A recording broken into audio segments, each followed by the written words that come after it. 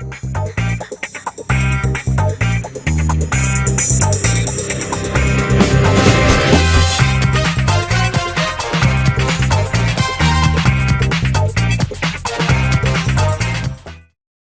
my last video, you would have seen me that I have completed all of the external as well as the internal wall frames. Now that I have all of the frames constructed, the next step is to actually mount them onto the slab. I have gone ahead and drilled holes on the bottom plates of all of the walls next to the studs, and then using those holes on the wood as a guide, I went ahead and started drilling the concrete slab and putting in my diner bolts to hold the frames in place.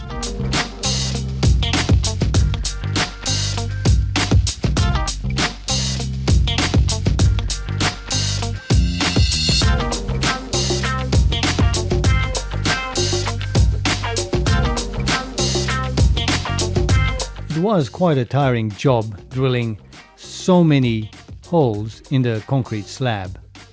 Next, I screw the two-part wall frames together, and thanks to my handy grips, it was quite useful to get them all done.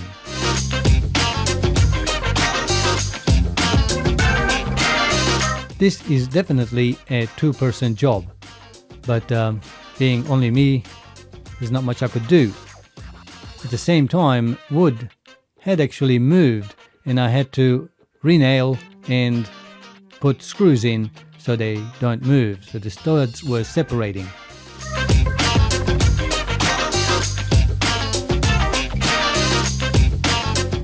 Now that I had most of the drilling done, I did some cleaning and making it ready for the last wall to be put in, which is the front wall. Having all three walls up, it was a good idea to go ahead and recheck, making sure that all my walls were level and had not moved since. And once we had the internal walls set inside, it was time for me to finally put in the front wall in. The internal walls will hang around inside until I have all the roof covered and it's waterproof, and then we'll work on the internal frames later on.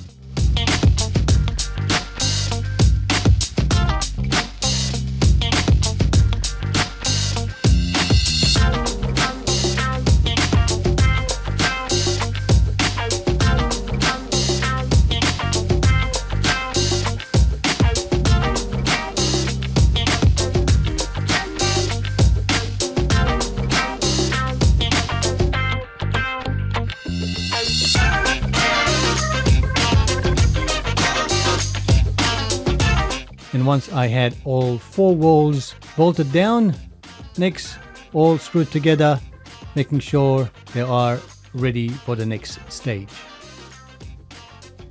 The next stage is putting on the top plate bracing.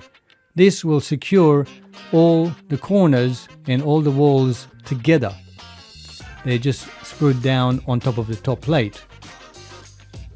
Was not an easy task, as some of my wood were not straight, and you will see, and I had to use my handy grips to adjust and bend the wood so I could get it correctly right on. So it was really frustrating to work, especially when wood is not straight.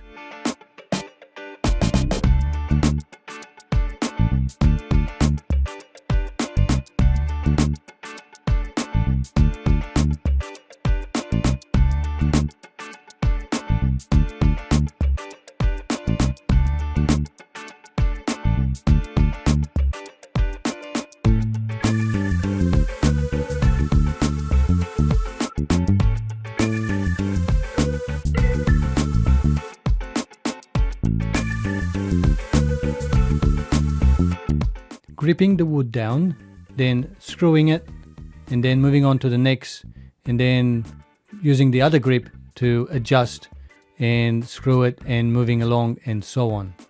And the gustly wind did not help either.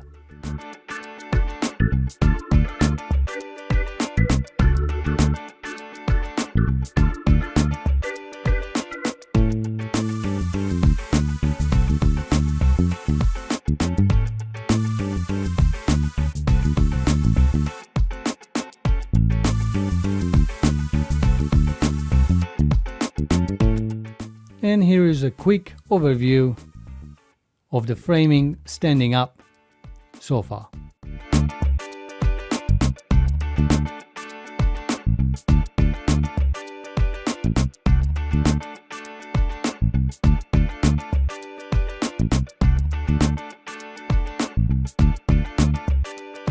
Next were the plywood panels. I used 12mm plywood panels to cover the external frames. And for this job, I definitely needed some help. And thanks for my brother-in-law that was just around. And I said, well, while you're here, give me a hand. So he was quite happy to give me a hand to hold them into place while I screwed them up. Things didn't go as planned as always with wood. We did have some measurement issues. We keep measuring it. The frames were correct. The plywood was correct. But somehow when we had them together, they did not fit in. It was really frustrating, and we had to sort of readjust and put some tolerance in and make it work.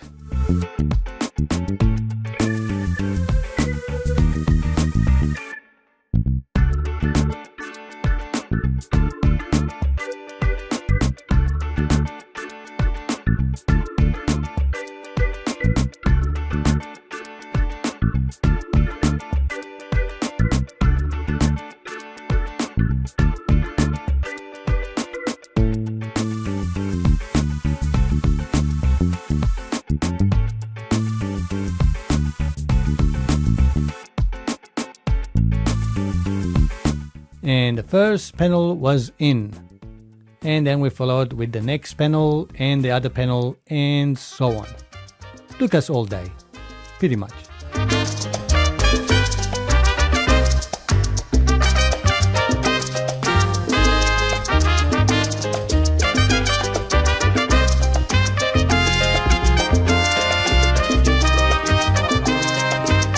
This was becoming quite an experience for me.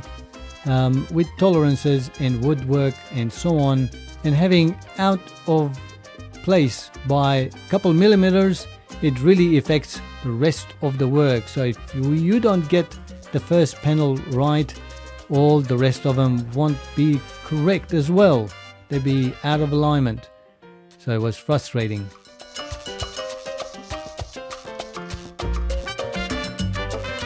And we finally finished it. It was good effort.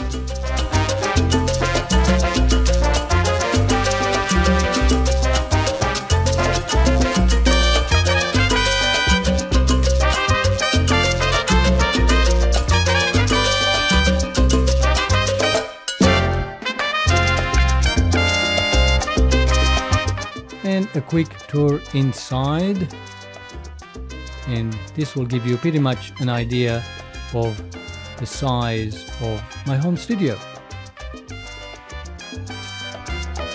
Looks a decent size.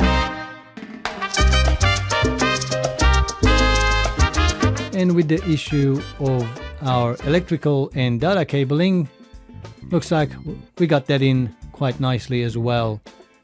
So it fit in straight away. Pity though about cutting one of my studs.